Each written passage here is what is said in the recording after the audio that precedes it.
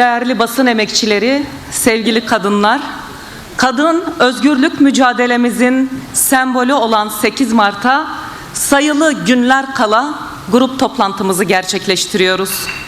Haklarımız, hayatlarımız için mücadele ediyor, direnişimizle özgür ve eşit bir yaşamı örüyoruz. İnadıyla, isyanıyla bugün bu salonu dolduran sevgili kadınlar, hoş geldiniz, sefalar getirdiniz.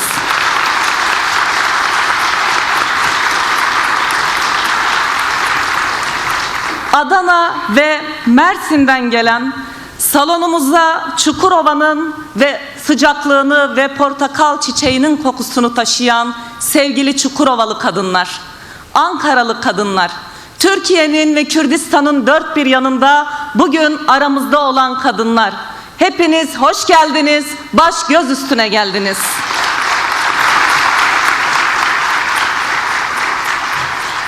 Ve ömrünü barışa adayan, büyük acılara, yaslara rağmen barışta ısrar etmekten, barış mücadelesini yürütmekten asla vazgeçmeyen barış anneleri, hoş geldiniz, baş göz üstüne geldiniz. Hom bi khair hatın, serseran serçava hatın, ehlen ve sehlen bikum cemiyen.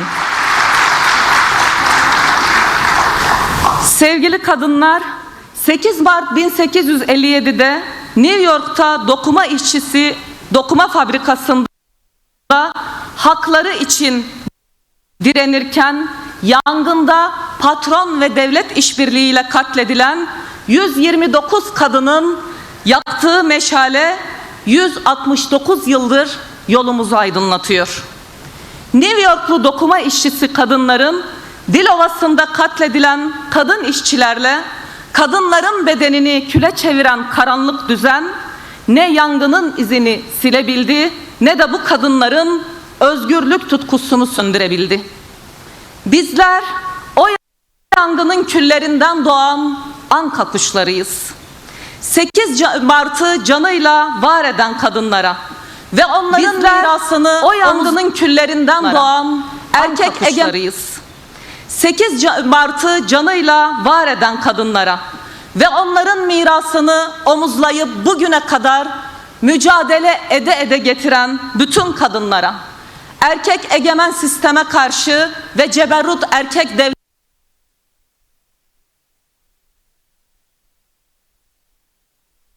anlayışına karşı her yerde, her alanda mücadele eden sevgili kadınlar, bugün mücadelemiz sonucunda bizler buradayız, bu salondayız.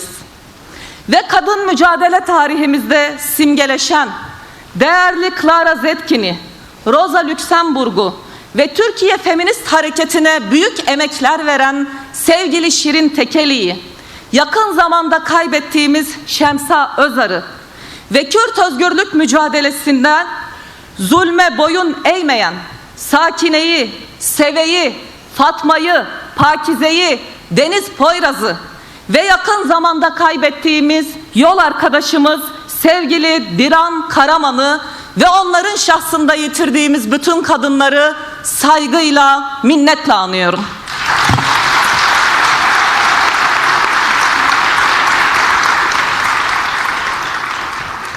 İradeleri dört duvarı aşan, demir parmaklıkları aşan sevgili Figen Yüksekdağ, Leyla Güven'e, Ayşe Gökkan'a, Fatma Çelik'e, Tanya Kara'ya ve onların şahsında cezaevlerinde bedel ödeyen bütün siyasi kadın tutsaklara buradan selam ve sevgilerimizi gönderiyorum.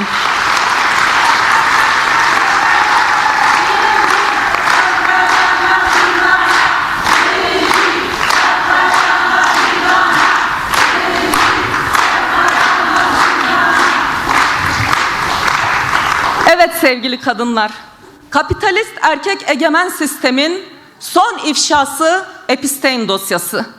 Bu dosya patriarkal kapitalizmin ve onu savunan devletlerin kadın ve çocuk bedenleri üzerindeki tahakkümünü görünür kılan bir kırılma anıdır. Bu kirli ağ erkek egemen düzenin suçlarını nasıl koruduğunu ve cezasızlığı nasıl sistematik hale getirdiğini bir kez daha açığa çıkarmıştır. Epstein dosyasında Türkiye'de adı geçen bu kirli ağın içinde işbirliği yapan isimler hakkında hala bir soruşturma başlatılmış değildir. Bu utanç vericidir. Belgelerde adı geçenler hakkında acilen soruşturma başlatılmalıdır. Ve sevgili kadınlar, bizler bu kokuşmuş sistemin, bu kapitalist sistemin anlayışını yaşamımızın her alanında sıcağı sıcağına hissediyoruz. Bakın bugün dünya adeta bir cihan savaşında. Rusya-Ukrayna savaşı, Afganistan-Pakistan savaşı, ABD'nin Venezuela'ya müdahalesi, İsrail'in devam eden Filistin işgali ve şimdi en son ABD ve İsrail'in İran'a saldırıları. Bu savaşlar emperyalist sistemin küresel ölçekte kendini yeniden dizayn etme savaşlarıdır.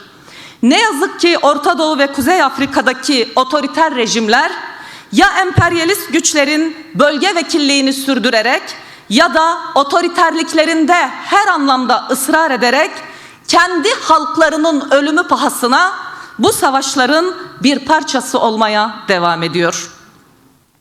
ABD, İsrail, İran'la masada müzakereleri devam ettirirken İran'a saldırı gerçekleşti. Bu savaşın bölgenin tamamını sarma ihtimali son derece yüksek ve daha şimdiden Irak, Lübnan ve Körfez ülkelerini sarmış durumda ve bölge adeta kanlı bir kaosa sürükleniyor. Bu saldırılarda İran'da bir kız okulu bombalandı. Hepiniz izlediniz. Ve bombalanan bu okulda yaklaşık 170 kız çocuğu, belki daha fazla katledildi. Yüzlercesi yaralı ve yine kadın ölümleri, yine çocuk ölümleri ve yine erkeklerin başlatmış olduğu savaşların sonuçları. Bizler bu saldırıyı kadınlar olarak şiddetle kınıyoruz. Bu topraklarda çok kan aktı, çok kan döküldü. Artık yeter. İran'da Molla rejiminin kadınlara, işçilere, emekçilere, halklara karşı baskıcı ve otoriter yaklaşımının net olarak karşısındayız. Demokratik zeminde haklarını savunanlara karşı sergiledikleri son derece sert müdahaleler ve göstericileri katletmesini asla kabul etmiyoruz. Ancak çözüm emperyalist güçlerin İran'ı bombalamasında değildir. Savaşın bölgeye yayılarak çok sayıda sivilin katletilmesinde hiç değildir. Bölgenin istikrarsızlaşmasında değildir. ABD, İsrail'in başlattığı savaş buradan meşrulaştırılamaz. İran'ın kaderini İran halkları belirler, Kürtler, Azeriler, Beluciler ve Farslar belirler. ABD ve İsrail saldırılarına acilen son vermelidir. Taraflar ateşkes ilan etmelidir ve derhal masaya dönmelidir. İran rejimi kendi yurttaşı olan kadınların, gençlerin, yoksulların, Kürtlerin ve bütün farklı halkların ve inançların demokratik taleplerini harfiyen yerine getirmelidir. Çözüm savaşta değil, çözüm otoriter rejimde değil, çözüm demokratik İran Cumhuriyeti'nin inşasındadır. Ve sevgili kadınlar, buradan Jina Mahsa Amini'nin şahsında özgürlüğü için direnen bütün İranlı kadınları ve bölge kadınlarına binlerce kez selam olsun. Selam olsun Orta Doğu bölgesinde kadın yönetim modeli oluşturan bütün Rojavalı kadınlara binlerce kez selam olsun.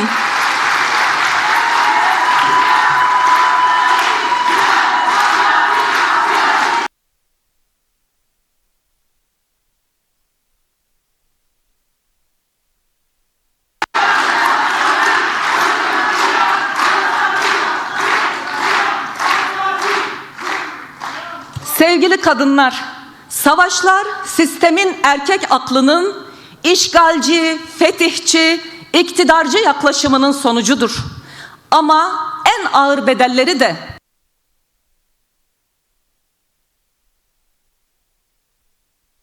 biz kadınlar ödüyoruz savaşlarda. Göç eden, tacize, tecavüze uğrayan kadınlar, göç yolunda insan kaçakçılarının ellerine düşen kadınlar ve çocuklar,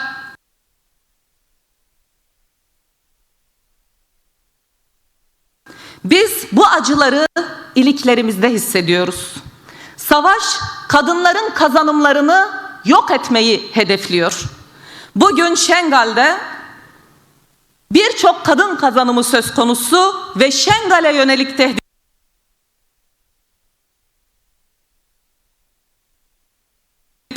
bunun en önemli göstergesidir. Ezidi kadınlar öncülüğünde Şengal'de inşa edilen özgür ve eşit yaşamın tehdit edilmesi, hedef gösterilmesi nasıl bir Orta Doğu istediklerinin apaçık göstergesidir. Aynı şekilde Rojava'ya dönük saldırılarla kadınların, kadın devriminin kazanımlarının hedef alınması da hiç tesadüf değildir. Bir direnişçi kadının cansız bedeninin binadan atılması, başka bir direnişçi kadının saç örgüsünün kesilip teşhir edilmesi tesadüf değildir. Bakın, o kesilen ve teşhir edilmek istenen saç örgüsü nerede biliyor musunuz? Kadınların mücadelesinde bütün dünyayı sardı. Sadece Orta Doğu'da, Suriye'de değil, bütün dünyada kadınlar saçlarını ören eylemlerle bu gerici, karanlık erkek zihniyetine karşı cevap verdi. Ve bizler bugün DEM Parti Kadın Meclisi olarak da bugünkü şalımızın ve sembolümüzün simgesi olan saç örgüsü. Saç örgüsü burada. O kadınların direnişleri burada. O kadınların direnişi kadın örgütlerinde devam edecek. Bu da o karanlık zihniyete ders olsun. Ve değerli arkadaşlar, Afganistan'da Taliban'ın kadınları eve hapsetmesi, eğitim haklarını gasp etmesi, kadına yönelik şiddeti yasal bir hale getirmeye çalışmaları da nasıl bir Orta Doğu istediklerinin bir diğer göstergesi. Boko Haram, El-Nusra, El-Kaide ve uzantısı örgütlerin bölgede geliştirilmek istenen siyasal İslam çizgisinin kadınlar üzerindeki yarattığı baskının nasıl bir Orta Doğu ve nasıl bir yönetim şekli ortaya koymak istediklerinin en temel göstergesidir. Bakın, daha dün Irak'ta 2003'ten beri kadın haklarını aktif olarak savunan Irak Kadın Özgürlüğü Örgütü'nün kurucusu Yenar Muhammed Bağdat'ta katledildi. Daha dün Yenar Muhammed Irak'ta feodalizme, siyasal İslam'a ve emperyalizmin bölgedeki oyunlarına karşı kadın haklarını çok açık bir biçimde kararlılıkla savunmuş bir aktivisttir. Bir mücadele insanıdır. Şengal'de IŞİD'in esir aldığı Ezidi kadınların sesi oldu. Yenar Muhammed'i öldüren karanlık zihniyeti şiddetle kınıyorum ve kendisini saygıyla, minnetle anıyorum.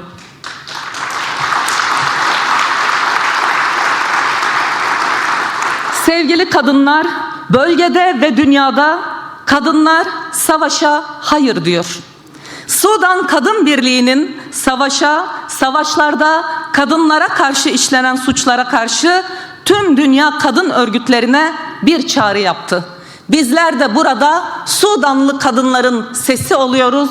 Onların çağrının bütün dünyayı sarması için bizler de burada mesajımızı veriyoruz. Şili, Arjantin, İran, Suriye, Rojava, Afganistan, Pakistan, Lübnan, Filistin. Bütün dünyadan yükselen kadın mücadelesinin sesidir. Ve bizler bütün dünyada yükselen kadın mücadelesinin bir parçasıyız. Ve ne mutlu ki bize bütün dünyanın sahiplendiği Jin, Jiyan, Azadi felsefesinin kurucu özneleri olduk. Ne mutlu bize ki Jin, Jiyan, Azadi sloganını bütün dünyada yükselmesine vesile olduk.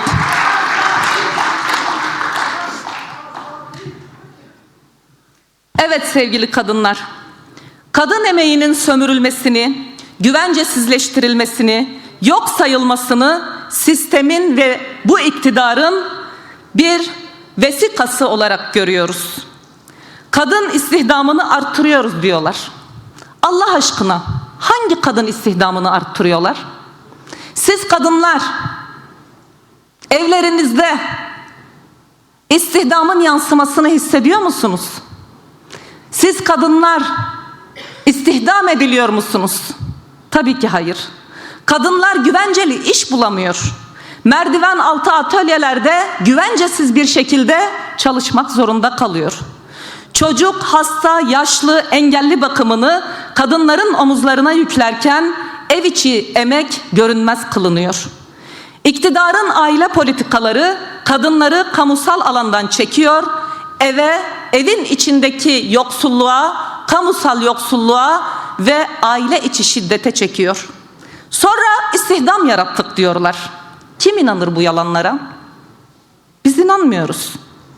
Bakın engelli kadınlar bu eşitsizliklerin en ağırını yaşıyor. İstihdamdan eğitime, sosyal hayattan kamusal alanlara kadar her yerde görünmez kılınıyor. Erişilebilirlik bir lütuf değil, bir haktır. Engelli kadınların emeğini, yaşamını ve özgürlüğünü yok sayan bu düzene karşı mücadelemiz ortaktır. İktidar bütçe tercihleriyle de kadınları görünmez kılmaya devam ediyor. 2026 yılı merkezi yönetim bütçesinde ailenin korunması ve güçlendirilmesi için 21 milyar 804 milyon lira ayrılırken bunun yaklaşık 1/3'ünü kadının güçlendirilmesine ayırıyorlar. Yani kadının güçlendirilmesi için her kadın için günde 51 kuruş, bakın tamam yanlış anlamadınız, 51 kuruş tahsis ediyorlar. Bununla hangi kadını ve nasıl güçlendirmeyi düşünüyorlar? Biz çok merak ediyoruz. Ve bakın sömürü bitmiyor her yerde. MESAM uygulaması bu sömürü düzeninin en çıplak halidir. Çocuklar ve gençler eğitim adı altında ucuz iş gücü olarak patronlara teslim ediliyor.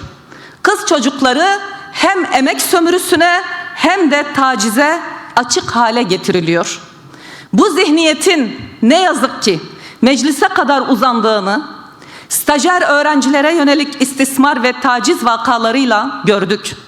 Şiddet yalnızca sokakta değil, iş yerinde, okulda, mecliste, devletin tam kalbinde.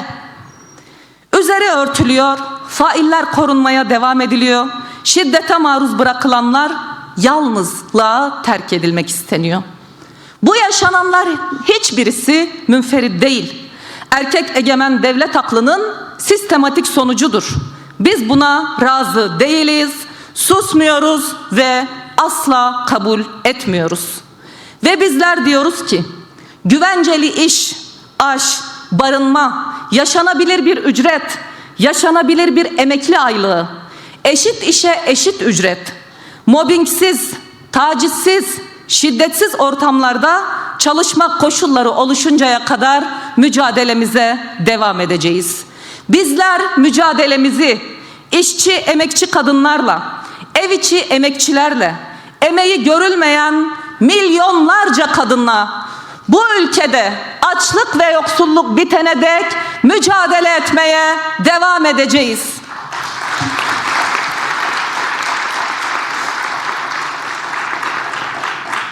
Evet değerli arkadaşlar, sevgili kadınlar, biz kadınlar iktidarın erkek egemen politikalarıyla kuşatılmış durumdayız ne yazık ki. Devletin dili erkek, hukuku da erkek, uygulanma biçimi de erkek. Bu anlayışın sonucu olarak artan kadına yönelik şiddet, sistematik kadın cinayetleri ve kadın kırımına varan bir tablo.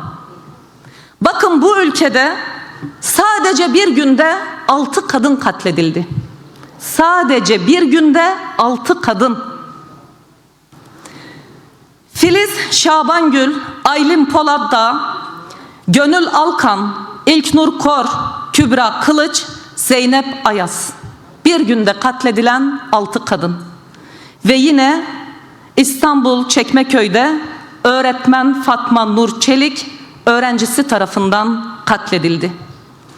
Bu kadınların her birinin hikayesi katledilen ve kaybettirilen bütün kadınların hikayesidir. Boşanmak isteyen, hakkında koruma kararı olmasına rağmen korunmayan kadınların hikayesidir. Arabuluculuk sistemiyle kadınları şiddet gördüğü mekanda hapsetmeyi hedefleyenler bu cinayetlerden sorumludur. İstanbul Sözleşmesi'ni uygulamayıp sözleşmeden geri çekilen, 6284 sayılı kanunu uygulamayan siyasi iktidar bu cinayetlerden sorumludur. Bakın, erkek yargı Ceyda Yüksel davasında ilişkin verdiği kararla bir kez daha kadından yana değil, failden yana olduğunu göstermiştir. 24 Şubat 2026'da Yargıtay, Ceyda Yüksel'in davasında kadının cinsel yaklaşmayı reddetmesini, faili erkek olan failin açısındansa değerlendirmeyi nasıl yapmış biliyor musunuz? Haksız tahrik diyerek indirim uyguladı. Kadının hayır demesi suç sayılıyor ama erkeğin öfkelenmesi hukuki indirimin sebebi olarak görülebiliyor. İşte erkek yargı ve erkek adalet dediğimiz tam da budur. Kadınların yaşamlarını yargı paketlerine sıkıştırarak koruyamazsınız. Koruyamazsınız. Bakın, şimdi yeni Adalet Bakanı 12. yargı paketini ve yapay zeka destekli bir Alo Adalet hattının kurulacağını duyurdular. Biz soruyoruz, katiller sokakta gezerken, kadınlar karakol kapılarından çevrilirken bu hat kimi nasıl koruyacak? Bu adaletsizliği çözmek değil, yargıdaki çürümeyi gizlemektir. Kadınların hak ettiği adalet nasıl sağlanır biliyor musunuz? En iyi ihtimalle müşteri hizmetleri gibi çalışacak telefon hatlarını sembolik olarak kullanmakla olmaz bu iş. Kadınlar bu hatları aradığında gerçekten çözüm üretmekle mümkündür. Erkek yargı anlayışının kadın lehine değişmesiyle mümkün. Kadınların gerçekten korunmasıyla mümkün. Yine aynı pakette genel ahlak bahanesiyle kadınların ve LGBT artıların yaşamı hedef alınmış durumda. Cinsiyetsizlik diyerek toplumsal cinsiyet eşitliğini suç kapsamına sokmak istiyorlar. Ayrıca yine kadınların nafaka hakkını tırpanlamak istiyorlar. Bizler bunu asla kabul etmeyeceğiz. Nefret siyasetiyle erkek egemen düzen tahkim edilmeye çalışılıyor. Kadın özgürlüğü olmadan demokrasi olamaz. İktidarın makul ve makbul görmediği yaşamlara karşı nefret rejimini sürdüren barıştan ve özgürlüklerden, demokrasiden söz edemez. Burada bir kez daha söylüyoruz. Kadına yönelik şiddet bir aile içi mesele değildir. Toplumsaldır, kamusaldır, siyasaldır. Kadınların yaşamını korumak devletin sorumluluğudur. Ve biz bir kez daha bu kürsüden diyoruz ki İstanbul Sözleşmesi'ne derhal dönülmelidir. 6284 sayılı kanun bütün maddeleri en aktif ve etkin bir biçimde hayata geçirilmelidir. Nefret suçlarını tetikleyen politikalardan ve söylemlerden acilen kaçınılmalıdır. Ve burada ez cümle diyeceğimiz şudur: elinizi bedenimizden, kimliğimizden, yaşamlarımızdan, ruhumuzdan çekin, çekin, çekin.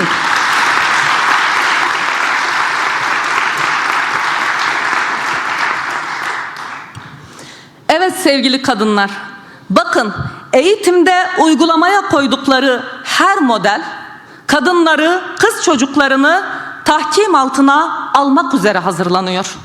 Kadın erkek eşitsizliği çocukluktan empoze ediliyor. Türkiye Yüzyılı Maarif Modeli adı altında toplumsal cinsiyet eşitliğini yok sayan, dinci, tekçi, cinsiyetçi bir eğitim modelini bizler asla kabul etmiyoruz. İtaat, sabır ve kader mantığıyla kız çocuklarının yaşadığı eşitsizlikleri görünmez kılınmasına asla razı gelmeyeceğiz. Cinsiyet eşitlikçi, bilimsel, ana dilde eğitim haktır. Toplum olarak da ihtiyaç duyduğumuz şey tam da budur. Ve AKP iktidarı laiklik bildirisi imzacısı 168 aydın, yazar, sanatçı ve akademisyen hakkında soruşturma başlattı. 91 yaşındaki hocaların hocası, iktisatçı, bilim insanı değerli Korkut Boratav dahil olmak üzere hepsini ifadeye çağırmışlar.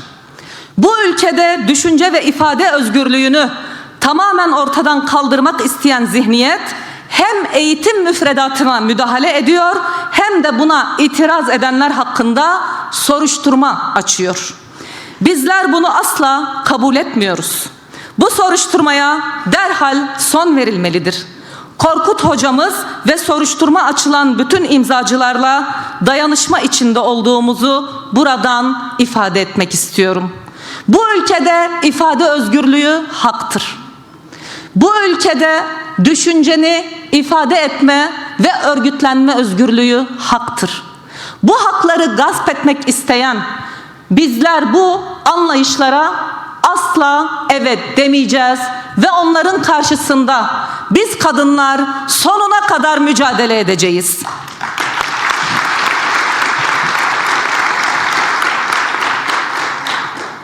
Evet sevgili kadınlar, sevgili canlar, kadın özgürlükçü yerel yönetimler anlayışımızı bulunduğumuz her yerde inşa ediyoruz. Mor çizgimiz olan eş başkanlık ve eşit temsiliyet, bizler bunu her alanda sonuna kadar işletmek için çalışıyoruz. Belediyemizdeki kadın müdürlükleri ve bağlı birimlerdeki birimlerle birlikte kadınların ekonomik, eğitim, şiddete karşı mücadele, bütün bu alanlarda bütüncül bir şekilde hizmetlere ulaşabilmesi ve çalışma yürütebilmesi için belediyelerimiz, yerel yönetimlerimiz çalışmalarını sürdürüyor. Kadına yönelik şiddetle mücadele kapsamında tüm belediyelerimizde kadın yaşam ve dayanışma merkezlerini hayata geçirdik. Bütün belediyelerimiz şiddet tutum belgeleri imzaladı. Kadına karşı suç işleyen hiçbir personeli kabul etmeyeceğimizin beyanıdır bu aynı zamanda. Geçtiğimiz hafta Diyarbakır Büyükşehir Belediyesi ve 13 ilçe belediyesi ile beraber Diyarbakır Barosu arasında kadına yönelik şiddetle mücadele protokolünün imzalanması kadınlar açısından çok büyük bir kazanımdır. Diyarbakır Belediyesi ve 13 ilçe belediye eş başkanlarımızı bu protokolü imzaladıkları için kendilerine buradan sonsuz teşekkürlerimizi sunuyorum.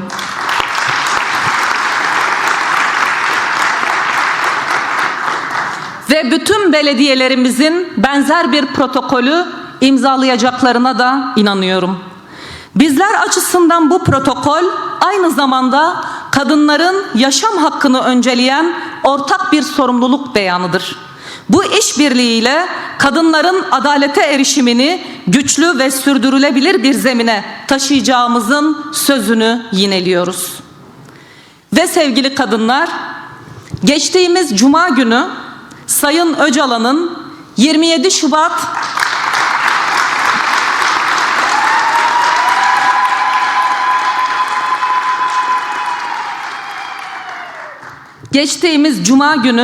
Sayın Öcalan'ın 27 Şubat 2025'te yaptığı tarihi çağrı olan barış ve demokratik toplum çağrısının yıl dönümüydü.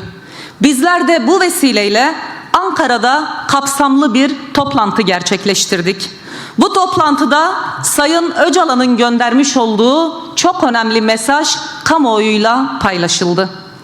Sayın Öcalan mesajında bir yıllık gelişmeleri özetleyerek bundan sonraki yeni aşamaya, yani demokratik entegrasyon aşamasına vurgu yaptı.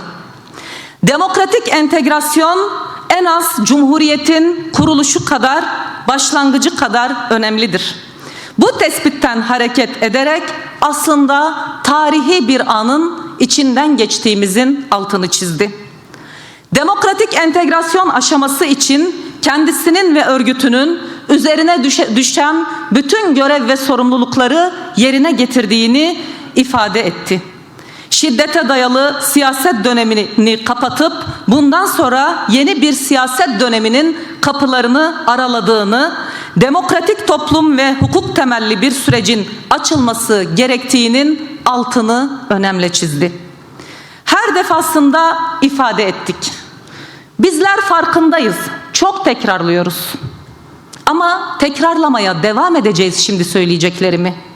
Sadece sözlerle tekrar etmeyeceğiz. Aynı zamanda eylemimizle, mücadelemizle, bahsini ettiğimiz bütün bu talepler yerine gelene kadar da tekrarımızı, yaratıcılığımızı kullanarak ve gerekirse tekrarımızı bizler devam ettireceğiz. Mesela Kürt halkı birçok talepte bulunuyor. Biz şunu çok iyi biliyoruz ki Kürt halkının talepleri sadece Kürt halkına demokrasi getirmeyecek. Bütün Türkiye'nin demokratikleşmesine kapı aralayacak. Ve buradan bir kez daha şunların altını çiziyoruz. AHİM ve AYM kararları uygulanmalı. Kayyum atanan belediyelerin halka, yani seçilmişlere, yani kendi iradelerine iade edilmesi, cezaevindeki hasta tutsakların tahliyesi, infaz yakmaların son bulması, bütün bunlar için bir yeni anayasa düzenlemeye gerek yok. Mevcut olan yasalar hayata geçirilmesi halinde zaten bunlar gerçekleşmeli. Bu kararlar yerine getirilmeli. Ve Sayın Öcalan'ın koşulları ve statüsünün yasal bir düzenlemeyle tanınması ve hukuki bir güvenceye alınması. Bu sürecin devamı için bu son derece önemli. Bunlar için de beklemeye gerek yok. Bir an önce adım atılmalı.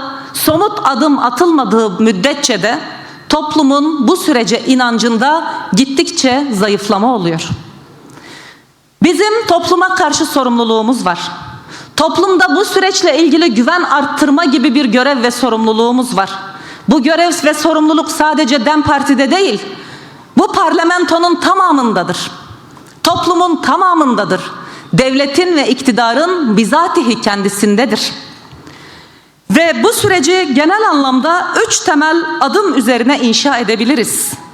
Bu 3 adım biraz önce de ifade ettiğim için sadece Kürtler için değil, Türkiye halklarının tamamı içindir.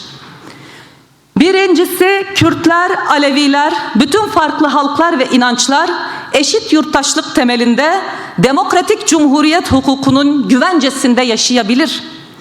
Buna özgür yurttaş yasası da denilebilir. PKK meselesine ilişkin çıkarılacak çerçeve yasa, özgür yurttaş yasası olarak tamamlanabilir.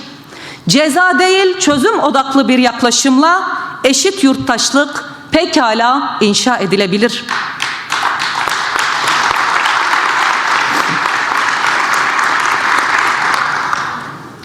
İkincisi, yerel yönetimlerin güçlenmesi konusu.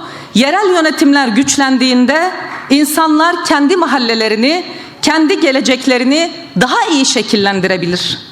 Avrupa'nın yerel yönetim özerklik şartı bu konuda bize makul bir yol haritası sunmaktadır. Demokratik Türkiye'nin mührü yerel demokrasidir.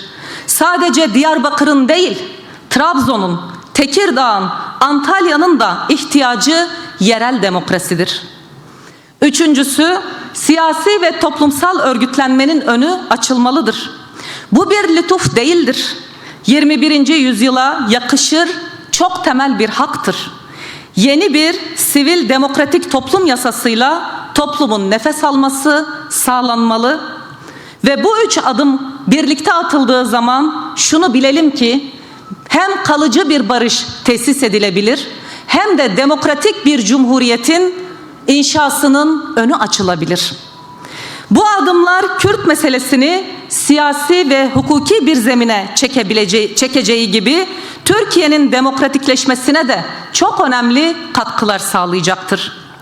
Biz kadınlar her zaman şunu vurguladık: barış, eşitlik, demokrasi, demokratik siyaset, kadın özgürlükçü mücadele, demokratik entegrasyon ve nihayetinde demokratik toplum mücadelesinin en özgürlükçü ve en öndeki mücadele gücüyüz. Şiddet ve çatışmanın hüküm sürdüğü, barışın olmadığı bir toplumda kadına yönelik erkek ve devlet şiddetinin en katmerlisini yaşıyoruz. İşte bunun için biz kadınlar barış ve demokratik toplum çağrısını sonuna kadar destekliyoruz ve bu çağrının gereklilikleri için de çalışmaya, örgütlenmeye, mücadele etmeye de devam ediyoruz.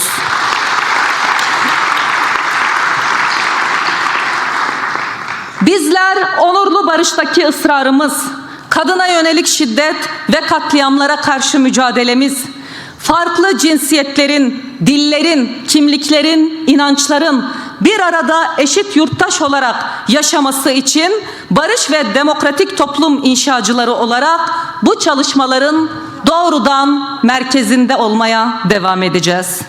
Evet sevgili kadınlar, haklarımıza, hayatlarımıza yönelik yapılan saldırılara karşı 8 Mart ruhuyla 8 Mart'ta alanlarda, meydanlarda olacağız. İsyanımızla direnişle özgür ve eşit yaşamı inşa edeceğimizi haykıracağız. Ve bizler vardık, varız, var olacağız. Emeğimiz, bedenimiz, kimliğimiz bizimdir. Yaşasın kadın dayanışması, Jin, Jiyan, Azadi. Hepinizi sevgiyle selamlıyorum.